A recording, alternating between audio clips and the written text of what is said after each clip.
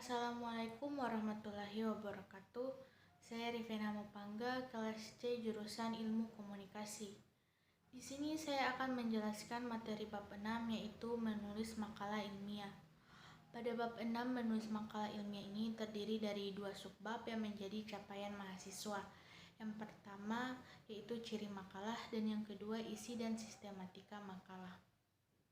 Yang pertama yaitu ciri makalah. Sebelum masuk pada ciri makalah, kita harus tahu lebih dulu apa itu makalah. Makalah merupakan salah satu jenis karya tulis ilmiah yang membahas tentang pokok permasalahan tertentu. Makalah dapat juga disajikan dalam pertemuan formal tertentu seperti seminar, diskusi ilmiah, dan sebagainya. Makalah menggunakan bahasa ilmiah melalui proses berpikir ilmiah.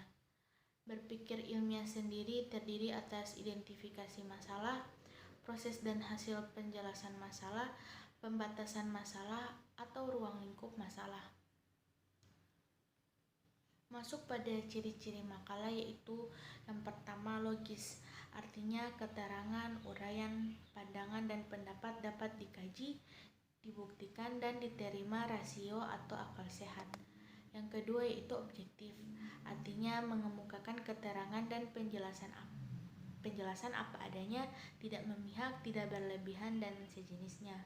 Yang ketiga sistematis, yakni apa yang disampaikan disusun atau ditulis secara runtut dan berkesinambungan dan ada kaitannya antara awal hingga akhir.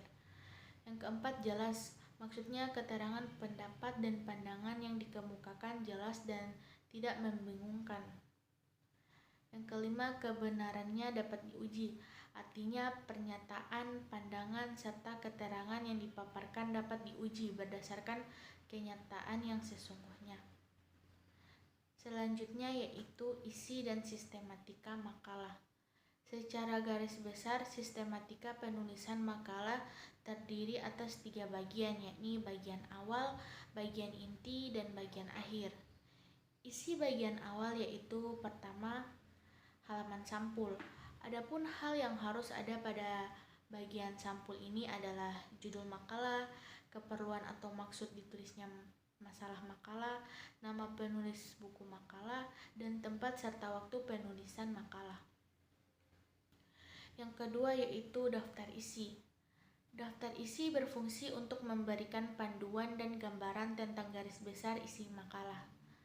Yang ketiga yaitu daftar tabel dan gambar. Penulisan daftar tabel dan gambar juga dimaksudkan untuk memudahkan pembaca menemukan tabel atau gambar yang terdapat dalam makalah. Yang kedua yaitu isi bagian inti. Bagian inti terdiri atas beberapa bagian. Yang pertama yaitu pendahuluan.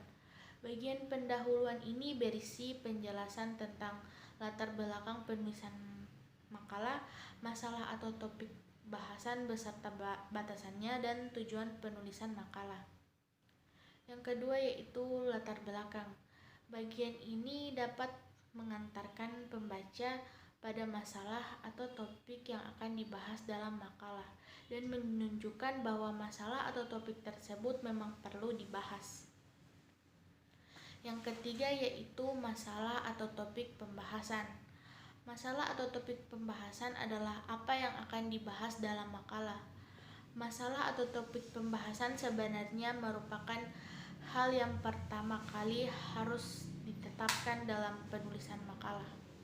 Artinya, kegiatan penulisan makalah diawali dengan penentuan masalah atau topik makalah yang selanjutnya diikuti dengan penyusunan garis besar isi makalah, pengumpulan bahan penulisan makalah, dan penulisan draft makalah, serta dengan revisi draft makalah. Yang keempat yaitu tujuan penulisan makalah. Perumusan tujuan penulisan makalah memiliki fungsi ganda, yaitu bagi penulis makalah dan bagi pembaca makalah. Bagi penulis makalah, rumusan tujuan penulisan makalah dapat mengarahkan kegiatan yang harus dilakukan selanjutnya dalam menulis makalah, khususnya dalam pengumpulan bahan penulisan. Sedangkan bagi pembaca, perumusan tujuan penulisan makalah memberikan informasi tentang apa yang disampaikan dalam makalah tersebut. Oleh karena itu, rumusan tujuan yang disusun haruslah dapat memberikan gambaran tentang cara menguraikan atau membahas topik yang telah ditentukan. Yang kelima yaitu teks utama. Bagian teks utama makalah ini berisi pembahasan topik-topik makalah. Isi bagian teks utama sangat bervariasi tergantung topik apa yang akan dibahas dalam makalah. Dan yang keenam yaitu penutup. Bagian penutup ini berisi simpulan atau rangkuman pembahasan dan saran. Bagian ini juga menandakan berakhirnya penulisan makalah. Yang ketiga yaitu isi bagian akhir. Bagian akhir ini berisi daftar rujukan dan lampiran-lampiran serta daftar pustaka. Mungkin itu saja penjelasan saya mengenai materi bab 6 yaitu menulis karya ilmiah. Terima kasih. Wassalamualaikum warahmatullahi wabarakatuh.